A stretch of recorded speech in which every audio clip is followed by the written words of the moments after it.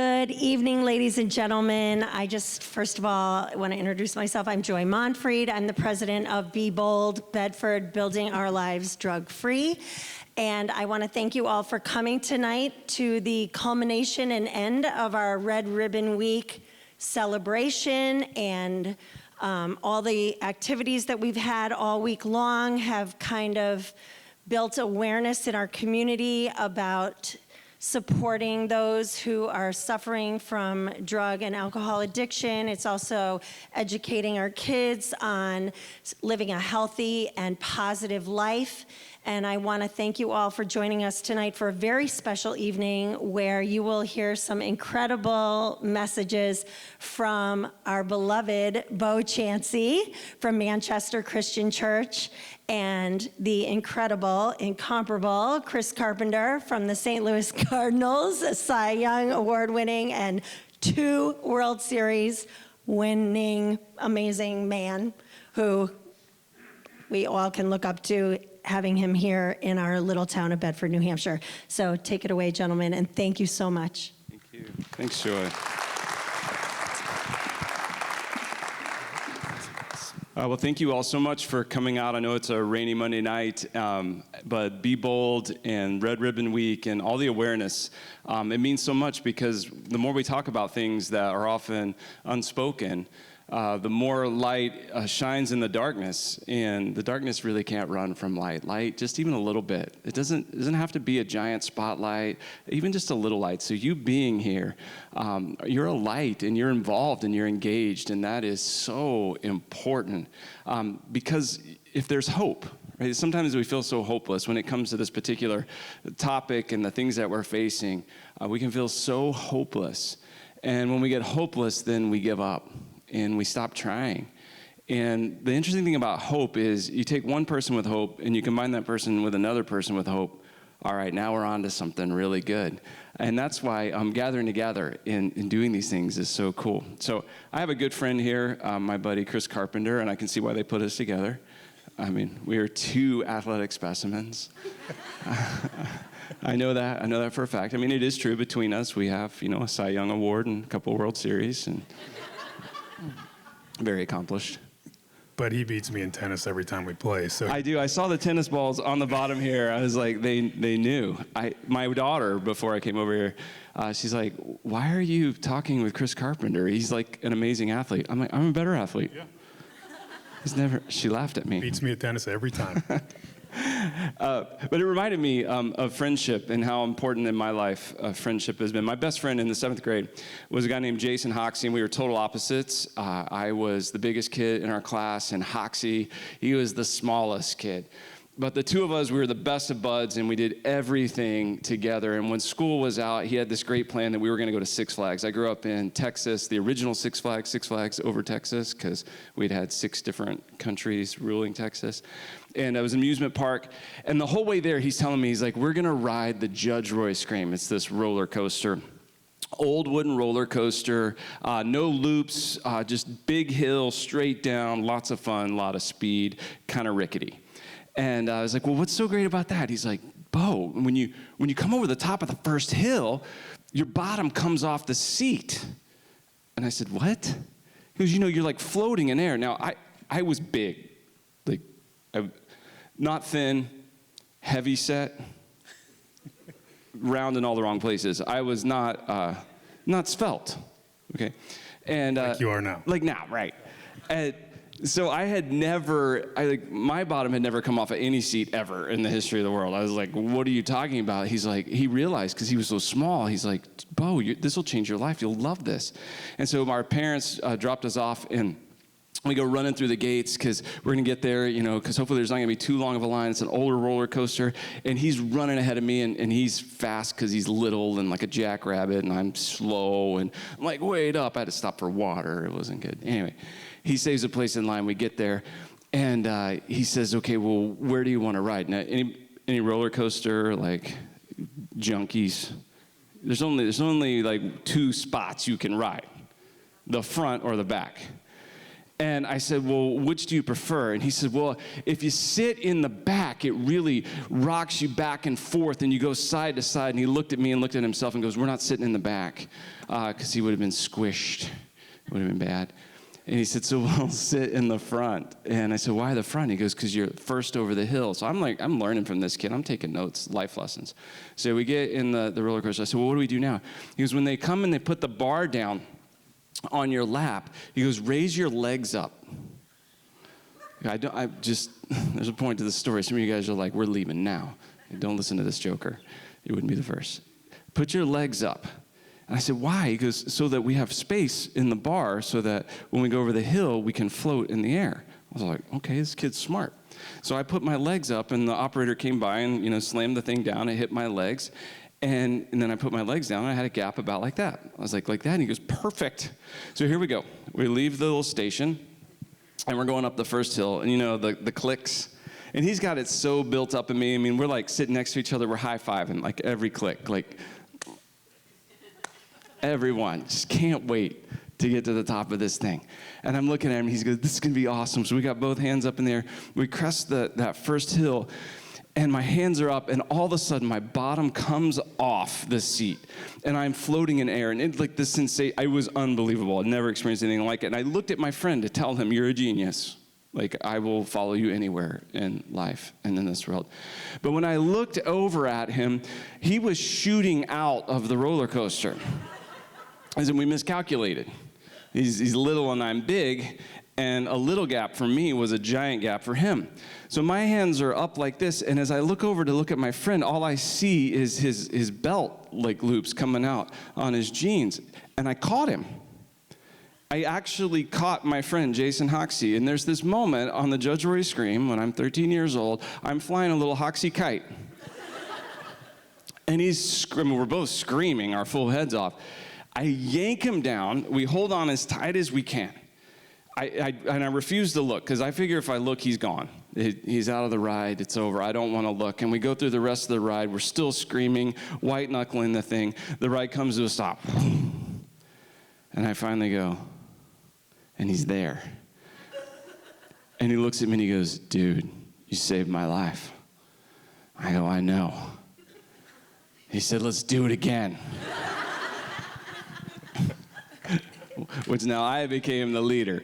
No way are we doing that again. We had to find some other ways to have some fun. But here's the reason I told you that story is I feel like there have been times in our friendship where this guy, my friend, and you guys, maybe you've seen him on TV, you've seen all the accolades and the great champion that he is. I know him as a great friend and a great man. And I feel like he's somebody who, when I'm flying out of that roller coaster, and life's like that, you're flying out, you think you got it under control, and the next thing you know, you're shooting out, and it's scary, and it's deadly. I feel like you've grabbed me, and you've been that kind of anchor for me, and that's an important thing. We need that. We need friends that'll be like that. We need to be friends that'll be that. We need parents that'll be that, and teammates that will be that, and students and teachers that will be that for one another. That when we see something, we grab a hold and we refuse to let go. And when we do that, Bedford's going to be a lot better place. It's already a great place to live. But if we learn to do that, and as we share a little bit from our experiences, that's the real key here. Is we can't grab onto everybody, and you can't all grab onto us, but we can grab onto each other, and we can be there for each other, and we can watch out for each other. And the other moral of that story is kids are stupid. So you should know that their brains are not fully developed. They're morons. They are not capable of making good decisions, and so they need supervision. And facts. You're welcome. Write that down. So my friend Chris here, Chris, you have been extremely successful. Everybody knows that. But when it comes to hope, what part has hope kind of played in your journey and success?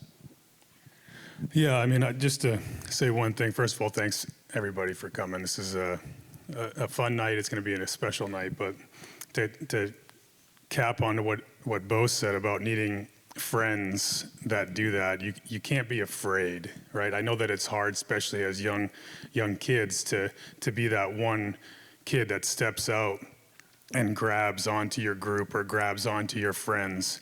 You can't be afraid to do that.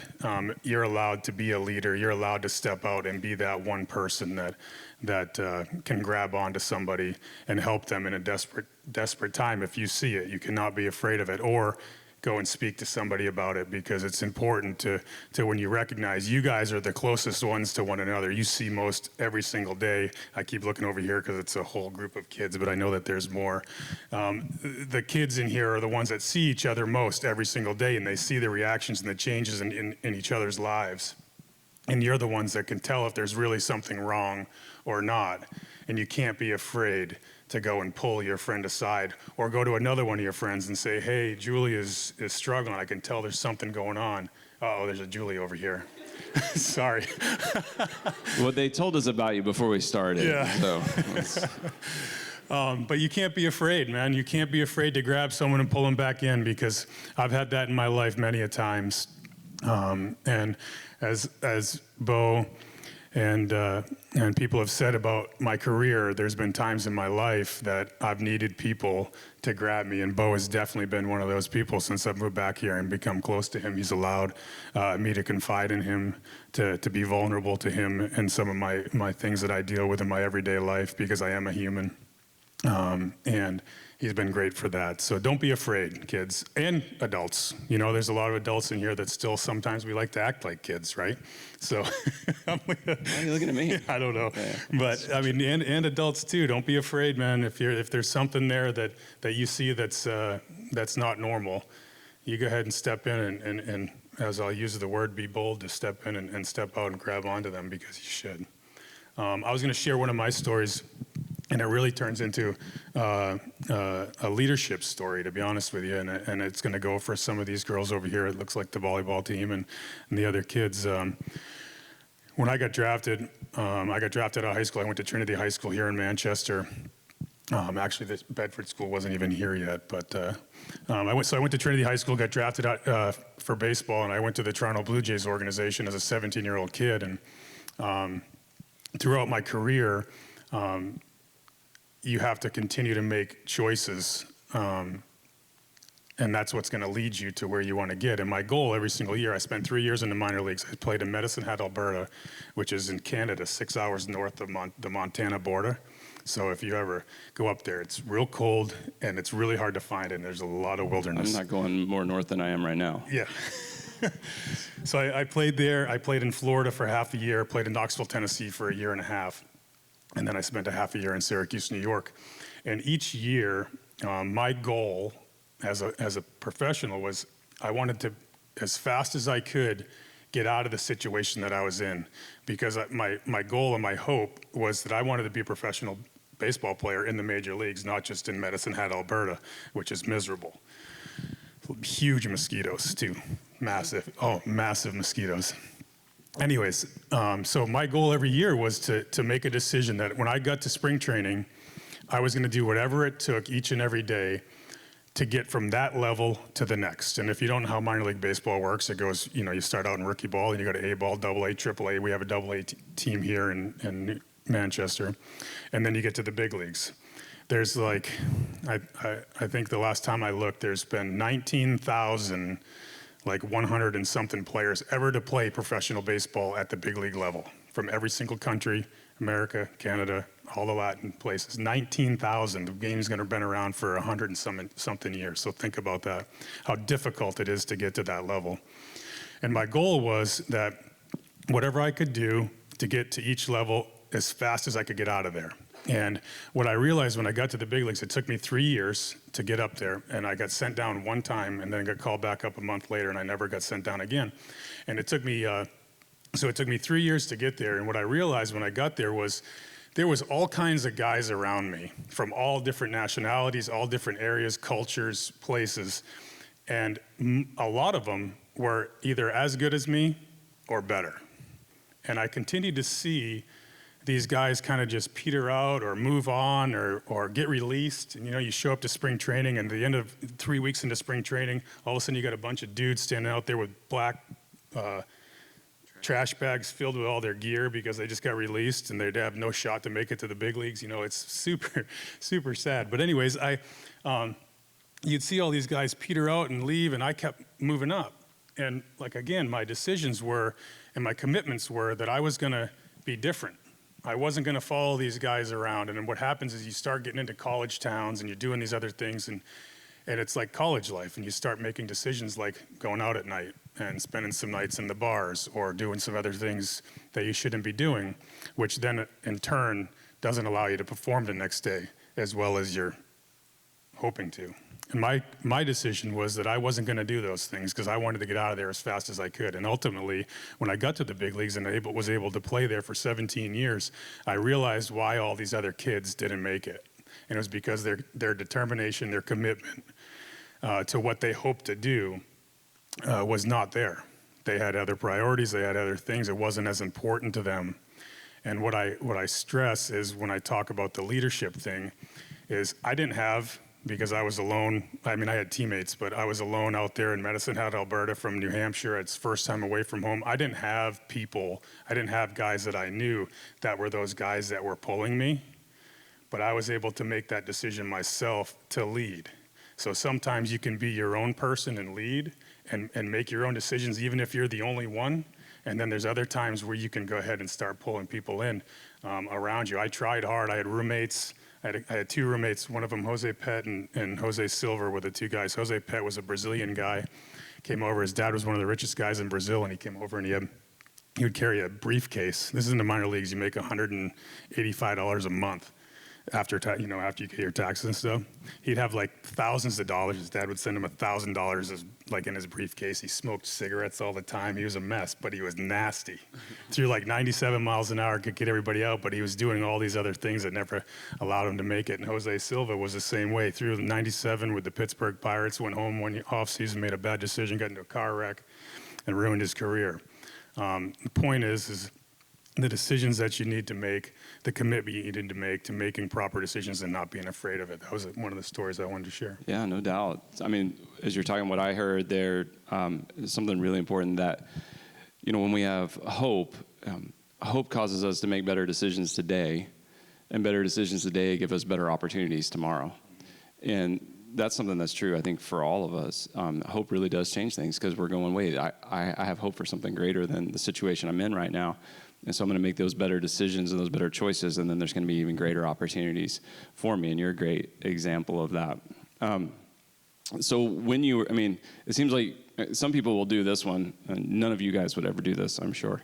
But some people, I'm sure, have come up to you and been like, well, you're just a freak of nature, this physical specimen and this God-given talent, and, everything's just been handed to you. You've made millions, and, you've been, all these awards and everything else, but in the midst of all that in high school, being drafted, and I'm sure that there were people who were saying that you wouldn't make it and you couldn't do it, and it is a rarity. And what changed? What's the difference there? Did you experience that? Yeah, I did, and that was one of the things that kind of played into that story that I just told you, and why I made that commitment and determination. I was going to do whatever it took to get to the big leagues, and that. I got drafted, and I had a coach here in Manchester, and I actually had a teammate's family that came out in the paper and said, "Oh, he'll never make it from a small town in New Hampshire. They never make it, and it hit hard and it hurt, but I made a commitment to myself that I was going to prove him wrong. And you do. It's hard work, it's not like, was I gifted to be able to throw the ball 97 miles an hour? Yes. Was I gifted to? Or did I have to work at mentally preparing myself each and every day to go out and work hard and not fall off the wagon and start following those guys when it's so tempting to do that? It takes a lot of work to do that each and every day, and I was able to do it, thank God. Yeah, I know what it's like to not have somebody believe in you. I was a baseball player too. And I was the last baseball team I played on, I was the best player on our team. By far, MVP all the way. We were the worst team in the lowest division, but that's beside the point. And I generally played pitcher and shortstop, but one day we had 3 catchers on our team. None of them showed up. And I never caught a game in my life, and the coach is like, dude, you got to catch. Like, there's nobody else here that we can put back there.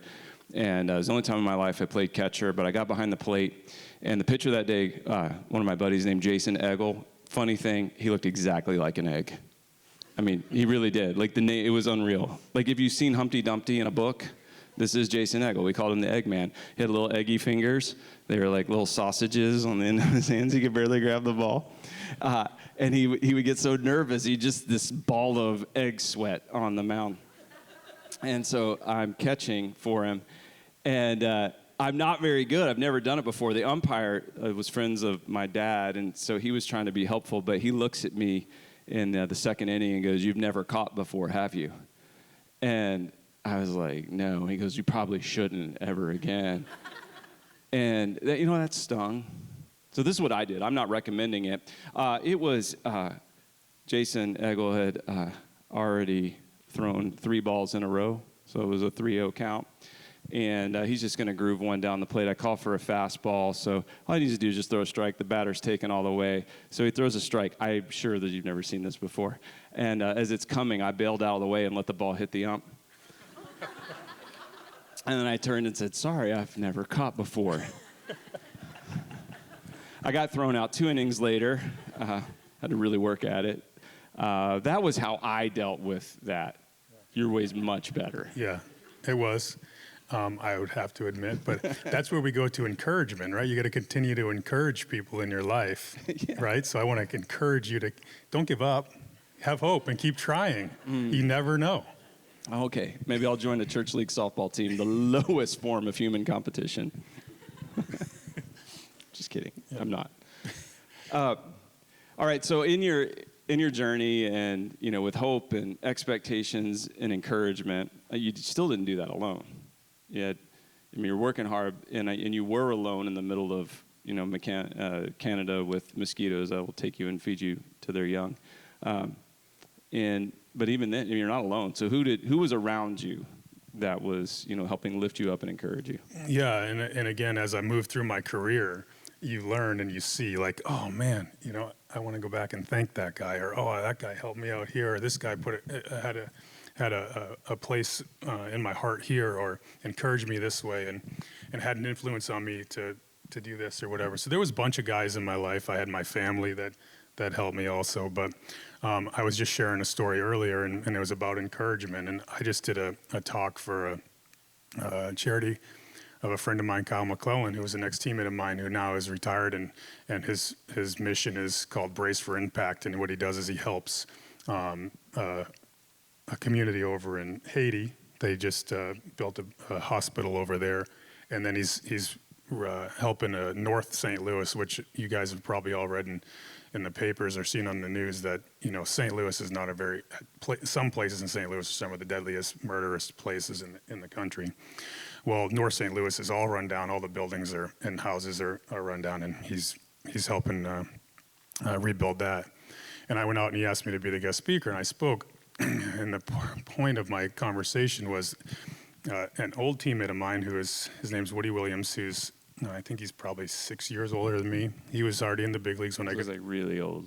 Right. Yeah. Yeah. Super old. Like got a walker. No, maybe not that old yet, but he's getting there. So Woody ends up at this dinner, and I didn't know what I was going to say, and leading up to this dinner, and I was like thinking about encouragement and how you can touch somebody's life each and every day, no matter what you do. And you might not know it, right? You might not know that the door that you held today for somebody, or the person that you pulled in that day, or the comment that you made to somebody else, how much they might affect somebody down the road. So the story is this. I show up in my first big league camp. I was, I think 18 years old, 17, 18, 19 years old, something like that. I show up in my first big league camp. The Blue Jays had just won the World Series. They got Joe Carter, Otis Nixon, some amazing players. And I show up at big league camp, and I'm the rookie. I'm on the backfields, and I'm getting ready to go out for PFP, and PFP is pitcher's fielding practice. So we have to go out and field ground balls and learn how to turn double plays and cover first base. We have to work on that every single day. And we had about a 5-minute waiting time. I'm sitting in the dugout, just sitting there with my head down by myself, because I was like, back then, now there's a lot younger groups of players that are in the big leagues, as you probably see. Back then, there was probably only like 5 of us. Everybody else was like 30 to 38 years old. They played a lot longer, a lot more veterans, and they didn't treat us very well. So anyways, I'm sitting there with my mouth shut so I don't get in trouble or yelled at by any of the veteran players. And this guy comes over and sits down next to me, and he's like, "Hey, Carp, how you doing?" And I'm like, "Pretty good." Playing it off. I'm not too nervous. And he's like, instead of asking me about baseball, he asked me where I was staying. He asked me how my life was. He asked me what was going on in my off-the-field stuff. Do I like playing golf? Do I like doing this? And he talked to me about 5 or 10 minutes, and it was able to calm me down. He was kind. He treated me like I was a normal guy, even though he could have treated me like everybody else did as a veteran player. And treated me normal, treated me nice, treated me kind, and just allowed me to calm down, and I go out and do my deal. Anyways, that was back in 1994, I think, or 95. And now, what is it, 2018? I think it's 19. 19? Yeah, okay. Baseball was very good to you. Yeah, it was 2019. So it's been a long time. And I go out, and Woody ends up showing up at this dinner. And the only thing that kept sticking in my head was I had the opportunity to thank him for touching my life. Because he did. He touched my life that day. He would have never known it, could have never known it if I never came back to him. But he treated me in a way that allowed me to treat others and touch their lives in any way that I could. I started treating my teammates as I became in that role as a veteran player with kindness and grace, and allowed them to feel welcome. And it was because of Woody. And I encourage all of you, kids and parents alike, that each and every day, no matter how small, you never know how you can touch somebody's life. Good, bad, indifferent. It could be, like I said, holding somebody's door, shaking a hand, saying hello, just saying something kind to somebody, no matter what it is. Smiling. You should try it. I know we're in New Hampshire, and Yeah. a lot of you have never smiled, but it's like, go ahead and try. Yeah. Do you hear the crackling? It's like, it's breaking off. But you never know. You really never know who you can touch. And Woody touched me a long time ago, and I was able to thank him. I hope that I've touched people's lives throughout my career, and I don't need thanks for it. I just try to pass it on. So just take the time throughout the day to maybe try to pick somebody out each and every day to touch. You never know how you're going to change somebody's life. Yeah, I believe in that so much, because those small acts of kindness that like cost you nothing. I want you to think about the energy that is spent like being snarky or complaining, or trying to get the upper hand in a relationship or friendship, or really trying to hold somebody else down as opposed to lifting them up. Think about all the energy that we waste as opposed to something as simple as an encouraging word, sitting down next to somebody, entering into their world, sitting and talking with somebody that maybe is otherwise overlooked or ignored. I mean, these things, not only will it change the other person's life, I guarantee it will change yours. Like that guy changed your, he did that for you, but now, you do that for me. I see you live that out every day, and it changes people. It's changed you. It has, and it's not, I'm not perfect. There's still days that I go around and I'm not able to do that. But to recognize it and maybe have someone do that for me too, it's still, it's reciprocal. And it was a challenge of mine that I made a long time ago. And I've been able to be fortunate enough to hopefully, like I said, touch some people's lives, especially in my career throughout the baseball world. But it's a great thing, and it's a great way to live. What about coaches? Have you had some good ones, some not so good ones? How do you handle that dynamic? Yeah, I've had some great coaches and some really bad coaches. Some that were in it for just themselves, and others that were in it for you. Probably my favorite coach was Tony La Russa, and Dave Duncan. He was our pitching coach at the time. Tony and Dave were just amazing humans that all they did was care about their players. When you talk about rules, like you have rules in a organization or a team, you have team rules. Their rules was you show up on time and you play hard. Ooh, just two? Just two. And if you don't do either of those, you're going to get in trouble. You won't end up on our team. But it was real simple, and every single day they put themselves, or tried to put you in a position that was to succeed. But I had some bad ones too. I'd rather not mess around on those guys. One of them has passed away actually. But the guys that just controlling, ego, in it for themselves that really don't care about you, and they didn't help me a whole lot. 2 rules. Show up on time. So showing up is huge. Yeah. Like, don't underestimate showing up. I mean, even showing up tonight, just to be involved and to enter into the conversation and to think about what's happening, showing up in other people's lives, showing up in your neighborhood, showing up at work with an attitude that says, I want to be an encouragement and I want to lift other people up. You know, that changes a community big time. Showing up, you know, on time, so don't be late. That's a good thing. And then play hard. And I would say those are 2 great rules for whatever you're doing in life. Play hard, get after it, and give it your absolute best every day. Yeah, and just to touch on that again, into my professional career, I played in St. Louis for 11 years. We went to 4 World Series. We lost both to the Red Sox, 04 and 13. I was on both of those teams, and we won in 06 and won in 11 against Detroit and Texas. And the reason why we were that good is because we all came to the ballpark every day, showed up on time, and worked hard, and encouraged everybody around one another. Nobody had any agenda. It was all about, I was going to lift you up. If you weren't okay, I was going to figure out what was going on in your life. We were all in it together, and it makes championship teams. Championship people, I use this quote to our team this past year. Our manager called in this past offseason. They're trying to change the culture. And championship people make championship teams. Championship people do not have to be held accountable for their actions. They hold themselves accountable for their actions. When they wake up every day, they hold themselves accountable. They don't have to be told what to do. They know what they're supposed to do. That's what makes championship people. And like in our world, I would say that championship friends make for a really championship life. And when I say championship, I mean like you champion your friends. You lift them up, you celebrate them, you get excited about what they're excited about, you cheer them on, and you help them succeed. I mean, it's hard work doing it for, you know, a guy like Carp, because you struggle in everything. But you touched a nerve with me. We do play tennis together, and I am undefeated. Thank you. And okay, for a guy, first of all, the first time we're ever playing, he starts complaining because he's so tall, he has a hard time seeing the baseline, and tries to convince me he's at a disadvantage, which I just think we can all agree. I am not at a physical you're not at a physical disadvantage in this friendship. Thank you. And second thing is, the guy can't serve. Threw a 97-mile-an-hour fastball and can't serve a ball. It's maddening, and I'm like, brother, it's a repeatable motion. You throw the ball in the air, you hit it with the racket. I mean, it's a repeatable motion. We can get you a lesson, something. We can figure this out. Bucket of balls. I even went down one time with a bucket all by myself down here at these things. The Bedford courts right here. Yeah, and I mean, I got a sack full of balls, man. I spent half a day out there trying to get those things in. I stink. You're terrible.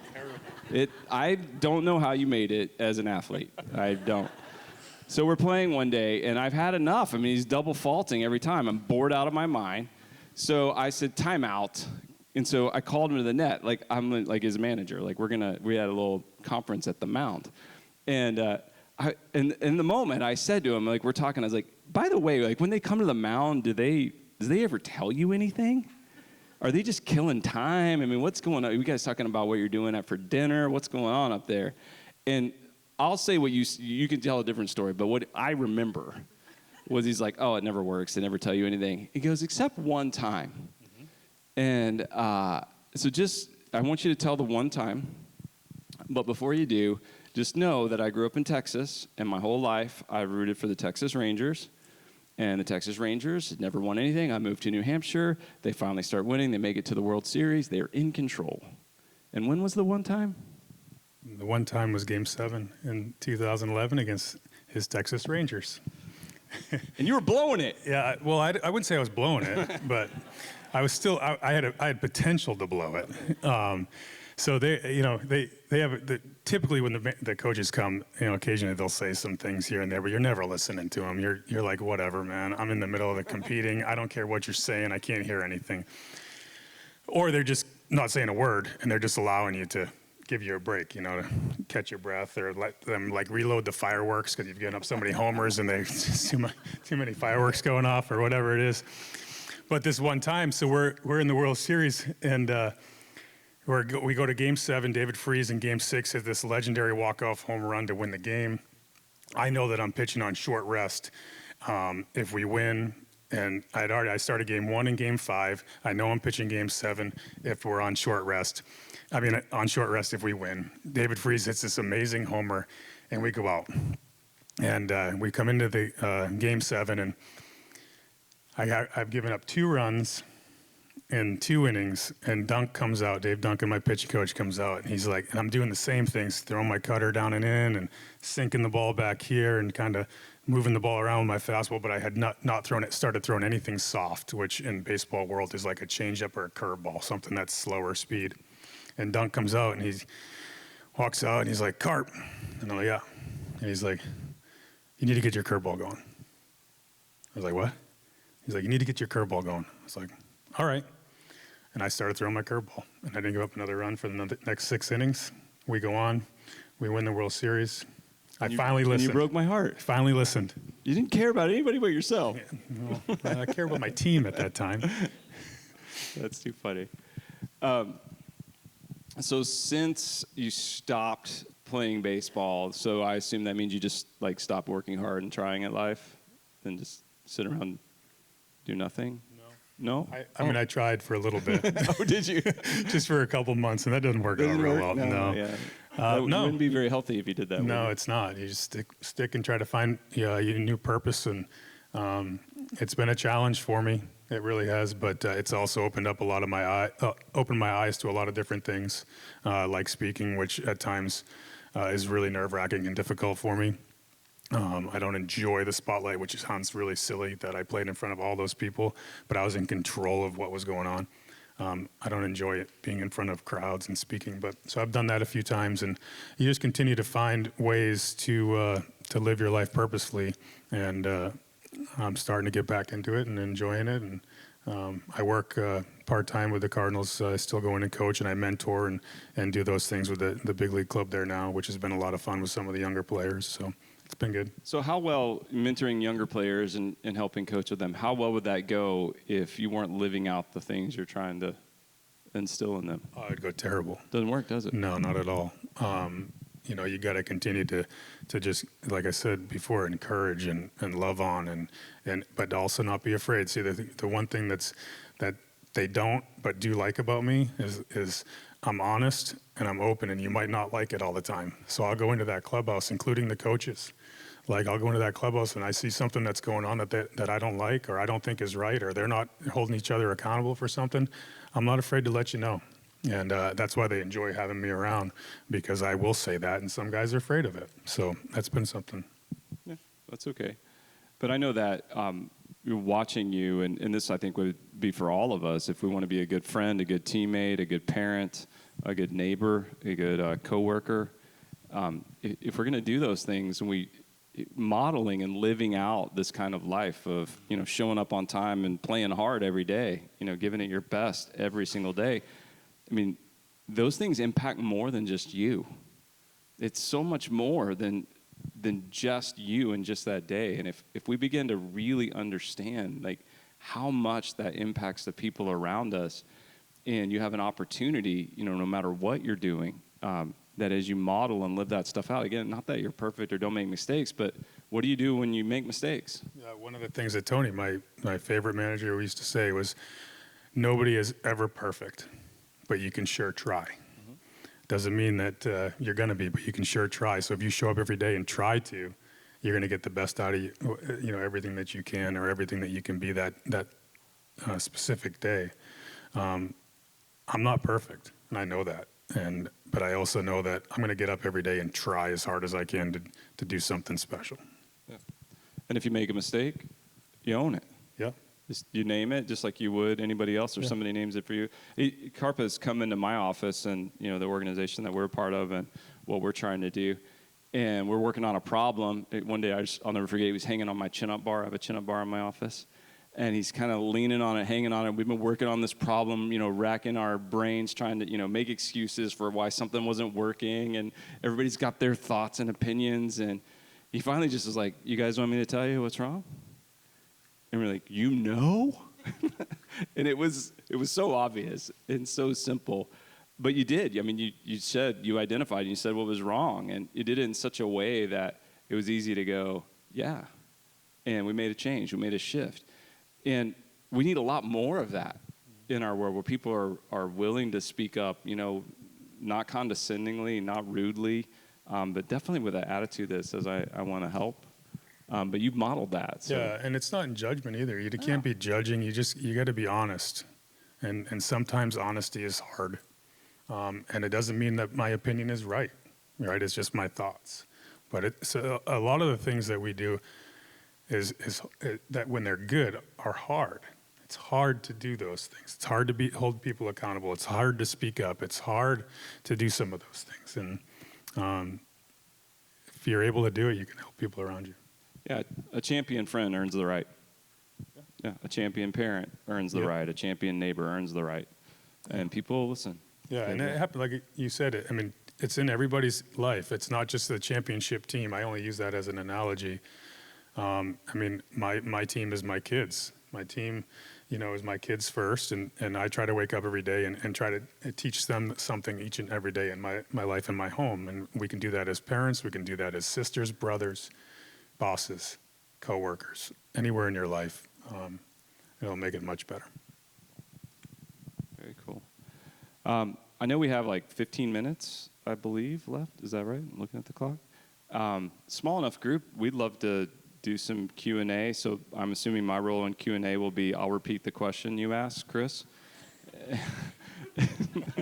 and he'll answer it, or try not, or he'll do his best. Yeah. Just don't ask him what year it is, or to do math. I was actually really good at math. You guys got any questions?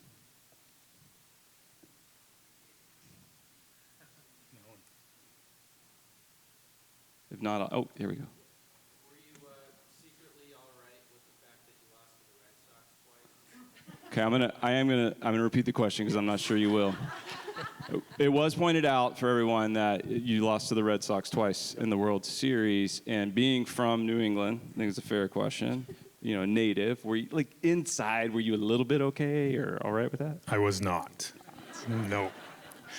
I grew up, obviously, as a Red Sox fan. That's where I went when I was a kid. Carlton Fisk used to leave me tickets. My favorite player was Roger Clemens, who I ended up getting to play with in Toronto for 2 years, which was really cool.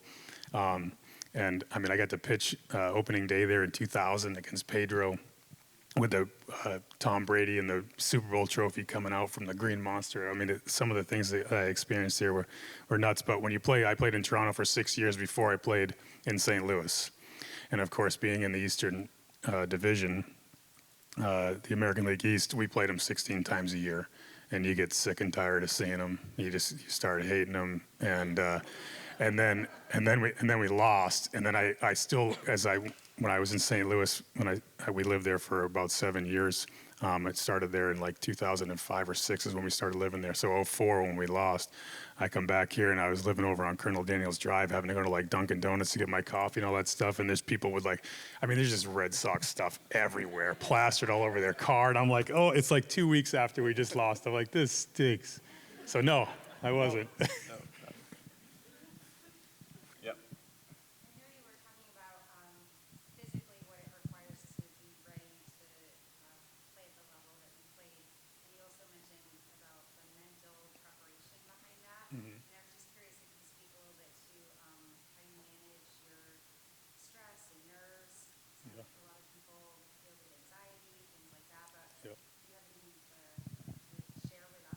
I do.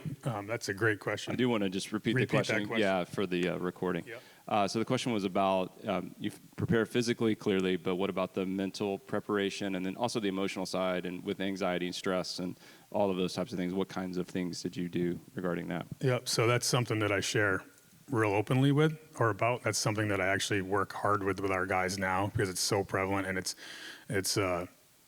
it's actually opened up, like people are allowed to talk about that. When I first came up, I thought there was something wrong with me. I had just background, massive anxiety. I used to get sick before every single game, puking. Couldn't eat on the day that I pitched. Had a really hard time eating. Had to force like I mean, just force food in my mouth at lunch, and that's all I would eat, like just like a little baby sandwich, and that was it. And I thought there was something wrong with me because nobody ever talked about it. And then I got to the big leagues, and I always was super tired on the day that I pitched. Anyways, long story short, it started coming out that it was anxiety, and now that's something that I work really hard on with the guys. And how did I deal with it? I accepted it and recognized it, first of all, that it's real. There's no question that it's real. Everybody deals with it, especially at our situation in the big league level when you have to perform. But I mentally worked every single day by changing my thought process. So a lot of it is through anxiety comes is the unknown or the fear of failing. And ultimately, that's not going to change my life. It might change our fans' life if I give up a couple home runs, right? But it's not going to change my life. I'm still going to come home to the people that I love and the people that are going to take care of me. So I just constantly tried to change my mindset, change the way that I thought, slowed it down. I mean, there's all kinds of drills now that you can do and breathing techniques and all kinds of stuff that we work with our guys to do that. But for me, it started with the way that I thought, just slowing down my brain, positive thoughts, positive thoughts, positive thoughts. Every time a negative thought came into my mind, I would replace it with a positive thought. And for example, would be like, let's just say in an in-game situation, I've got bases loaded and nobody out. And my thought is, what? I can't walk this guy. I can't give up a hit. Don't give up a homer. Oh my God, I'm going to give up a grand slam. And 90% of the time when you think that way, I would give up a grand slam. Mike Piazza hit a home run off the Toronto clock. One time grand slam, he was with the Mets. There's a clock up in left center field. If anybody ever watches a Toronto Blue Jays game, smashed it off the clock for a grand slam because you know what? It was 2-0 and I was like, oh my gosh, don't throw this ball over the plate because he's going to hit a grand slam. Over the plate, homer. So when you think that way, a lot of the times it plays out that way. When you replace it with all you can control is throw a ball down and away to try to get an out, and I try to do that and let the results happen, most of the time I got a ground ball double play. I love that. I'm really glad you asked that question and glad for your answer. Carp's been, as a friend to me, he's been honest about those things, and it's really helped me just as people talk about what they struggle with, and as you've shared that with me, it's given me some freedom to do the same. And I'm learning a lot about, how to deal with, my junk and the difficulties I have. I mean, even like neither of us really like new situations.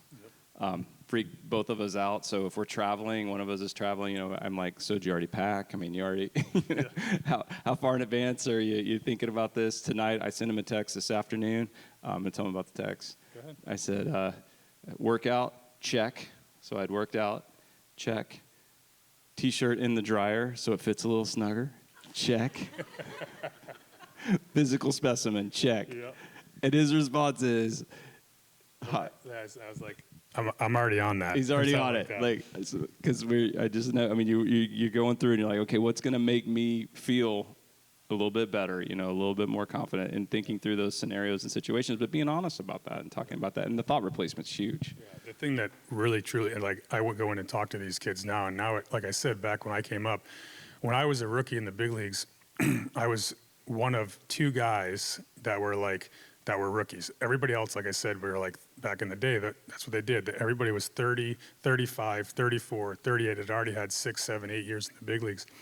Now, our whole team is like 22-year-olds. It's like dealing with my son, So when I go in there and I start talking to them, they look up to me because they watch me play. And I was just supposedly this mean, angry guy that on the mound, and they're like, and I share these stories with them about how I can't eat and I can't do this and I'm puking and all these, and they're like, for real? That happened to you? That happens to you? Yeah, it happens to me. And it happens to a lot of guys. I mean, I have other teammates that are sitting on deck like gagging, getting ready to go hit, and they're like trying to go hit to play. And these guys are play at the highest level you could ever play, and they still deal with it. So everybody deals with it. It's real.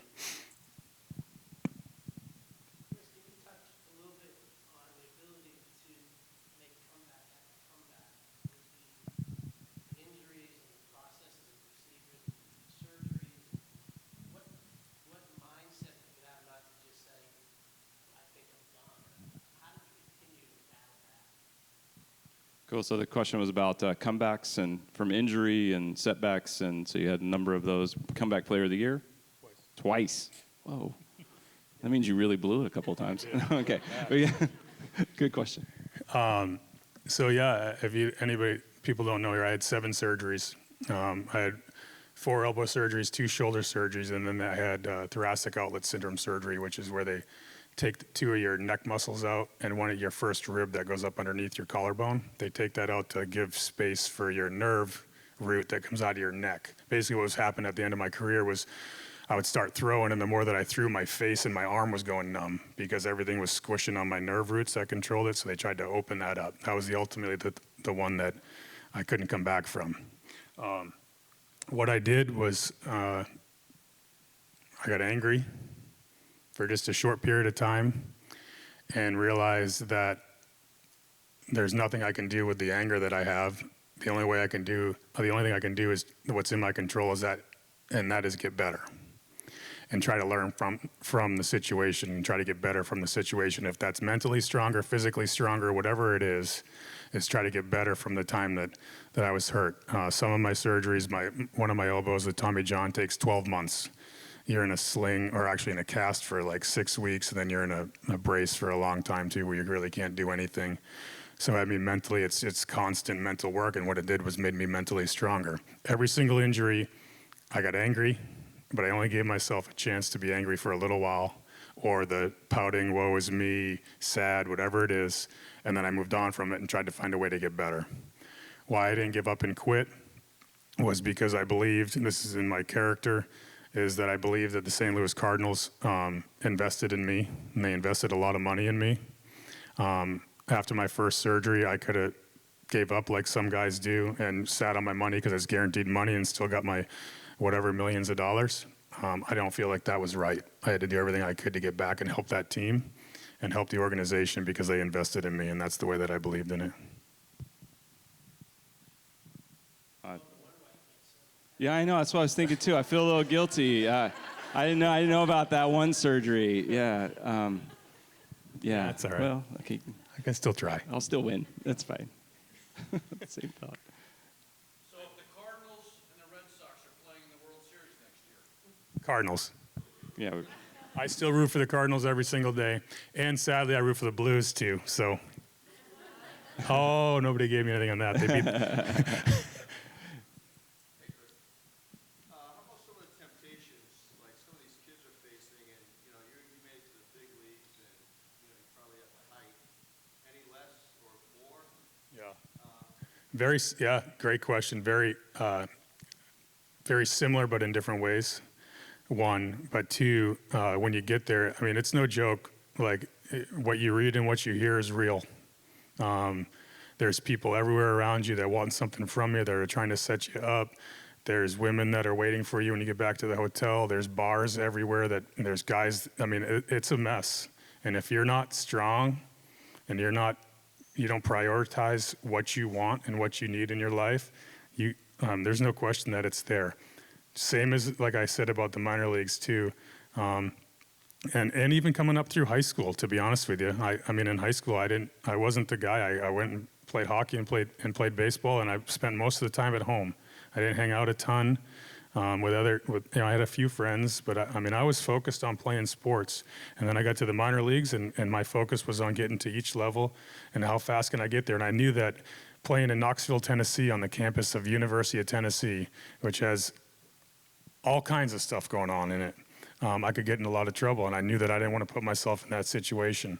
And ultimately, I got to the big leagues, and I'm going to share and be a touch vulnerable. I got to the big leagues, and I started falling into that path. I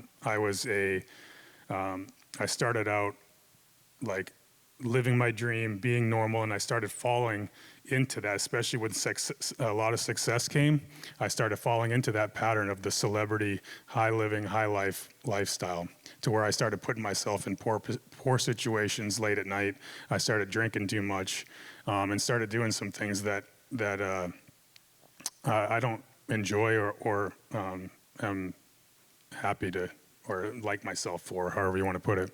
And I put myself in those situations. I fell into the trap for a little while, but fortunately I was able to come out of it and change my life by help of some of these people that I told you, excuse me, that have continued to be in my life and continue to support me, including this guy here. Thanks for asking that. Yep. Just curious, you've been away from the area, I assume, for a long time, and you've come back. What brought you back to New Hampshire? So I've always had a house here. I came home every single year. I only lived in St. Louis for about 7 years, where we made it home. And my daughter, who's sitting here in the front row, was born there. So she's the oddball of the family, who is a St. Louisan. But we always, my parents are here. My ex-wife's parents are here. Their family members are here. And I love it here. Sometimes the winter gets a little long, but I enjoy it. I enjoy being here. I enjoy spending time with the people in my life that I've gotten to know here. And it's home. It's always been home. I think we're wrapping up right now, but one comment on the temptations and things that got there. You thought you arrived. I mean, a little bit, because maybe you did. You hit your goals and what was next. And when there's not that hope for what's next, again, we're not going to make the good decisions today that provide for greater opportunities tomorrow. And so that can happen to any of us, where we think we really begin to believe, well, I'm this or I'm that or I've arrived, or we think, there isn't anything for me, and we give up. That's when, and those temptations are always there. They're not only for a professional athlete. I mean, they're there for me. They're there for you.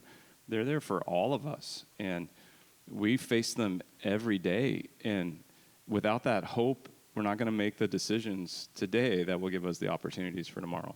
And I'm going to we can wrap up on that, it was towards the end of my career when that last surgery happened, and I knew that I was done. I was 36 to 30. It was just after the 2011 World Series, and I came back to spring training in 2012.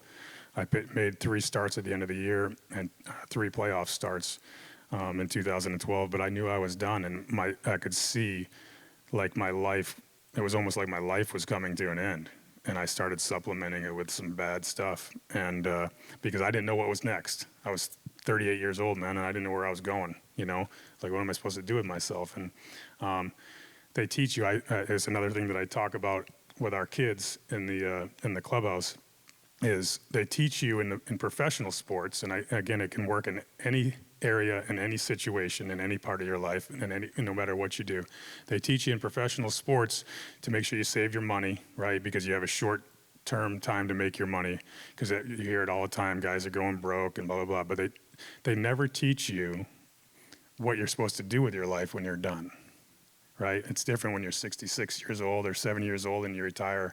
But when you're 38 and you come home and you're like, okay, you can only work out for so long in the morning, and you can only play so many rounds of golf throughout the day, especially here, because all winter you can't play. But you get bored, and that I didn't know what I was going to do, and that's part of the problem, was not planning ahead and having hope and purpose for what was next. Awesome. Well, we want to encourage all of you to keep being bold. Don't stop. Carp can sign autographs. I'll take selfies with you on the queue. Did you have anything else for us, Joy? I just want to say thank you, guys. Thank you all. Thank you.